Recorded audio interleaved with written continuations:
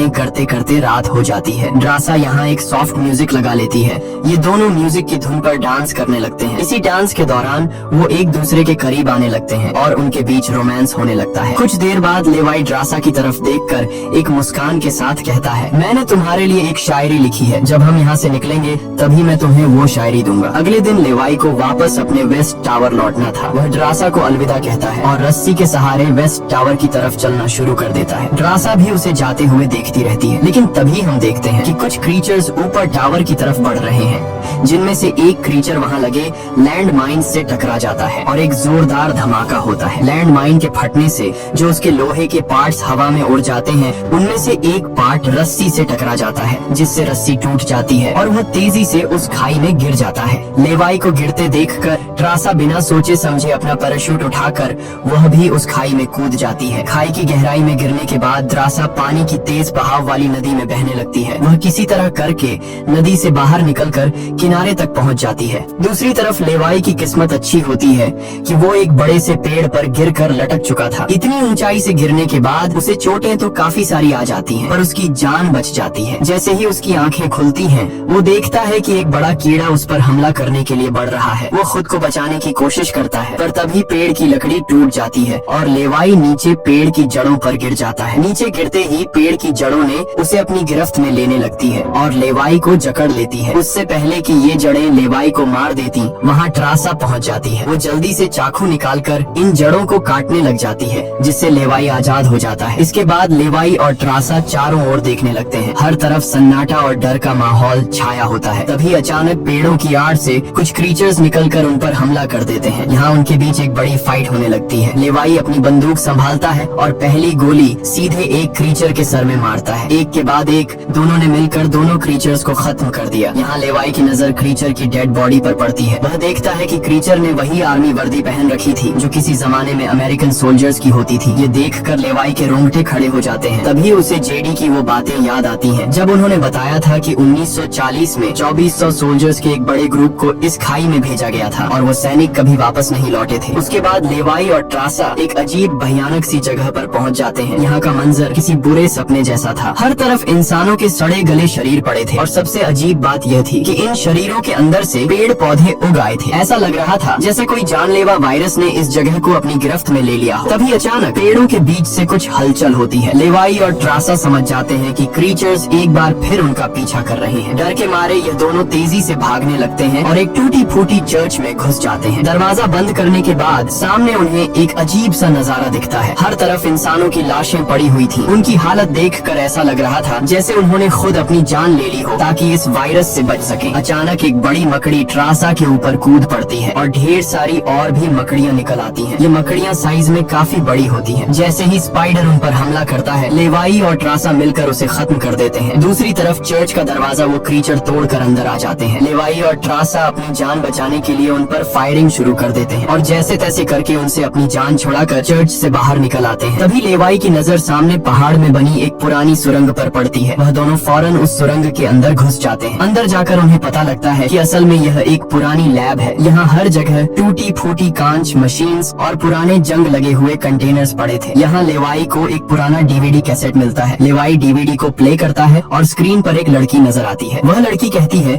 कि हम लोग यहाँ एक सीक्रेट केमिकल मिसाइल प्रोजेक्ट पर काम कर रहे थे। हमारे साथ सैकड़ों साइंटिस्ट थे, पर एक दिन यहाँ भूकंप आया। भूकंप के तेज झटके से मिसाइल की केमिकल लीक हो गई। जहरीला केमिकल हवा में मिलने लगा। कुछ ही घंटों में लोग वायरस से इन्फेक्ट होने लगे। वह लड़की अपना पेट दिखाते हुए बताती है कि मैं भी इन्फेक्टेड हूँ। हालांकि हमने मिलिट्री को सब कुछ बताया। हमने उनसे कहा कि इस पूरे इलाके को बॉम्बिंग करके तबाह कर दिया जाए ताकि इन्फेक्शन और फैल न सके, लेकिन उन्होंने हमारी बात नहीं सुनी। इस वीडियो को देखने के बाद लेवाई को वहाँ एक नए जमाने का कंप्यूटर मिलता है। लेवाई को समझ नहीं आता कि इस जगह में आज के दौर का कंप्यूटर कैसे रखा गया है। लेवाई उसे ऑन करता है और उसमें मौजूद जानकारी को देखकर एकदम सुन रह जाता है। उसे डार्क लेक नाम की एक कंपनी के बारे में पता चलता है जो पैरामिलिट्री बनाने का काम करती है। ये कंपनी यहाँ से इन्फेक्टेड लोगों के सैंपल्स इकट्ठा करके अपने कंट्री के सोल्जर्स को सुपर सोल्जर्स में कन्वर्ट करने के लिए उन पर एक्सपेरिमेंट करती है। यही वजह है कि कोई भी देश इस जगह को मिटाना नहीं चाहता। इसके अलावा लेवाई को यह भी पता चलता है कि यह जो खाई है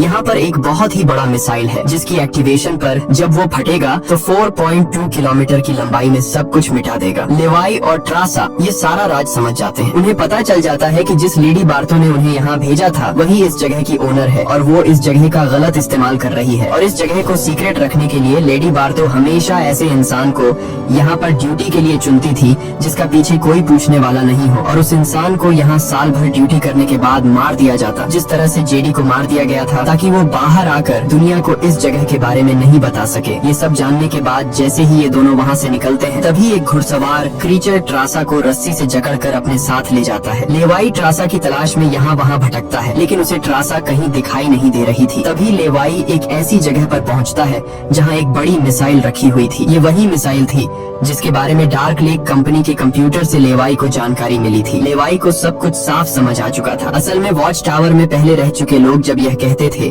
कि अगर सायरन की आवाज सुनाई दे तो जितनी जल्दी हो सके यहाँ से भाग जाना चाहिए, वो दरअसल इस मिसाइल की ही बात कर रहे थे। दूसरी तरफ ट्रासा अब उस क्रीचर के कब्जे में थी। ट्रासा खुद को छुड़ाने की कोशिश करती है और जैसे तैसे करके वो खुद को छुड़ा लेती है। आजाद होते ही ट्रासा और क्रीचर के बीच फाइट छिड़ जाती है। लेवाई भी ट्रासा को ढूंढते ढूंढते वहाँ पहुँच जाता है और वह भी फौरन क्रीचर पर हमला कर देता है और ये दोनों मिलकर उसे आग लगाकर जला देते हैं। और अब बारी आती है इन लोगों की यहाँ से निकलने की, मगर आगे का रास्ता और भी ज्यादा मुश्किल था। जैसे ही लेवाई और ट्रासा आगे बढ़ते हैं, सामने एक खतरनाक इलाका आता है जहाँ से निकलना एक बहुत ही बड़ा चैलेंज था। यहाँ इंसान और पौधे आपस में पूरी तरह से जुड़े हुए थे, जैसे कि वह किसी खतरनाक एक्सपेरिमेंट का नतीजा हो। खैर, ये लोग हर कदम को संभाल कर रखते हुए आगे बढ़ते हैं कि तभी ट्रासा का पैर फिसल जाता है, जिससे ये पौधे एक्टिवेट हो जाते हैं। वो ट्रासा को जकड़ लेते हैं, लेकिन यहाँ लेवाई हिम्मत दिखाते हुए आगे बढ़ता है और अपनी पूरी ताकत से ट्रासा को छुड़ा लेता है। वह बॉम्ब का इस्तेमाल करके वहाँ के पूरे प्लांट सिस्टम को उड़ा देता है। लेवाई ट्रासा को लेकर वहाँ से बाहर निकल आता है। थोड़ा सा आगे चलने के बाद उन्हें एक गैराज नजर आता है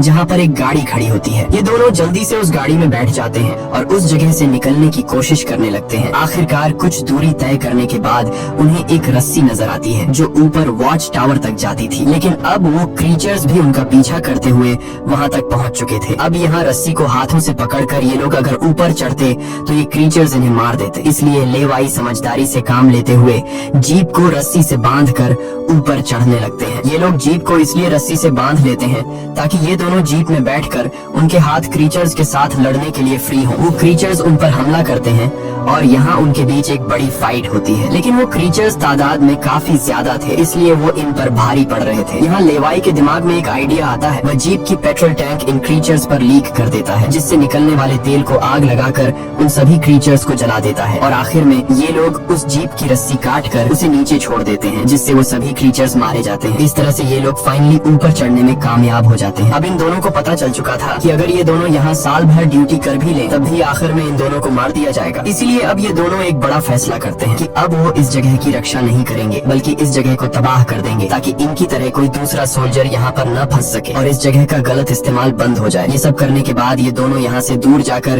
एक नई जिंदगी की शुरुआत करेंगे। यहाँ ट्रासा कहती है, मेरे पास फ्रांस में छुपने के लिए एक जगह है, हम वहाँ जाकर शादी करेंगे और आगे की जिंदगी वहीं पर बिताएंगे। लेवाई ट्रासा की बात मान जाता है और अब वह कहता है, मुझे वापस अपने टावर पर जाना होगा। मैं वहाँ जाकर टावर में एक बॉम्ब फिट करूंगा और साथ ही इस मिसाइल को भी एक्टिवेट कर दूंगा, जिससे यह पूरी जगह तबाह हो जाएगी। जिसके बाद लेवाई रस्सी की मदद से अपने टावर तक पहुँच जाता है। इस बीच लेडी बार्तो लेवाई से कांटेक्ट करती है और सवाल करती है, क्या तुम इस गड्ढे के अंदर गए थे क्योंकि किसी ने हमारे कंप्यूटर को ऑन किया है। लेवाई यहाँ पर झूठ बोलकर बताता है, नहीं, मैं वहाँ नहीं गया था। लेकिन बार्तो जानती है कि लेवाई झूठ बोल रहा है। उन्होंने सिक्योरिटी कैमरास में सब कुछ देख लिया था कि लेवाई और ट्रासा दोनों गड्ढे के अंदर गए थे। फिर भी वो अपनी बात को आगे बढ़ाते हुए कहती है, अगर तुम नहीं गए तो फिर जाहिर सी बात है कि यह सारा काम उस वेस्ट टावर वाले गार्ड का है। तुम एक काम करो कि उस वेस्ट टावर वाले इंसान यानी ट्रासा को मार दो क्योंकि उसने रूल तोड़ा है। यहाँ लेवाई हाँ तो बोल देता है, लेकिन बार्तो को पता चल चुका था कि यह उसे नहीं मारेगा और वह समझ चुकी थी कि ये दोनों अब यहाँ से भागने वाले हैं और बाहर जाकर दुनिया को इस जगह के बारे में बता देंगे। इसीलिए वह खुद हेलीकॉप्टर में यहाँ पहुँचती है। लेकिन बार्तो के पहुँचने से पहले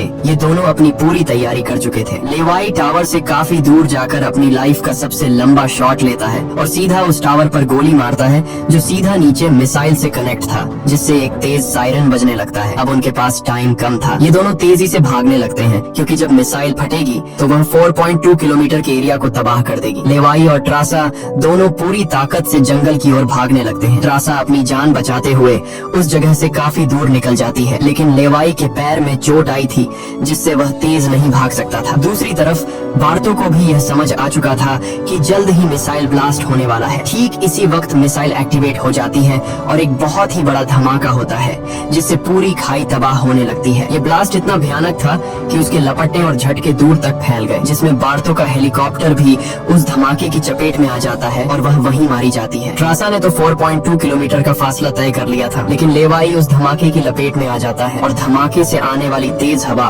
उसे पानी में गिरा देती है। दूसरी तरफ खाई में सभी क्रीचर्स मारे जाते हैं। अब सिर्फ ट्रासा उस धमाके में जिंदा बच गई थी और वह एक ऊंची जगह पर खड़ी होकर लेवाई का इंतजार करने लगी। इंतजार करते करते रात हो जाती है, लेकिन लेवाई का कोई अता पता नहीं चलता। वो समझ जाती है कि अब लेवाई जिंदा नहीं रहा, जिसके बाद कहानी यहाँ से कुछ महीने आगे शिफ्ट होती है। ट्रासा लेवाई की लिखी हुई कविता को पढ़ती है। हर एक शब्द में उसे लेवाई की यादें महसूस होती हैं। आंखों में आंसू लिए वो अपने दिल को संभालने की कोशिश करती है। अब ट्रासा एक नई जिंदगी की शुरुआत करते हुए फ्रांस के एक होटल में वेट्रेस की जॉब करने लगती है। लेकिन फिर अचानक एक दिन ट्रासा के सामने लेवाई आकर खड़ा हो जाता है। वह जिंदा था। लेवाई को देखकर ट्रासा की आंखें खुली की खुली रह जाती हैं। वह खुशी के मारे दौड़कर लेवाई को गले लगाती है और इसी के साथ यह कहानी खत्म हो जाती है। अगर वीडियो आपको अच्छी लगी हो तो हमारे चैनल को सब्सक्राइब और वीडियो को लाइक जरूर कीजिएगा।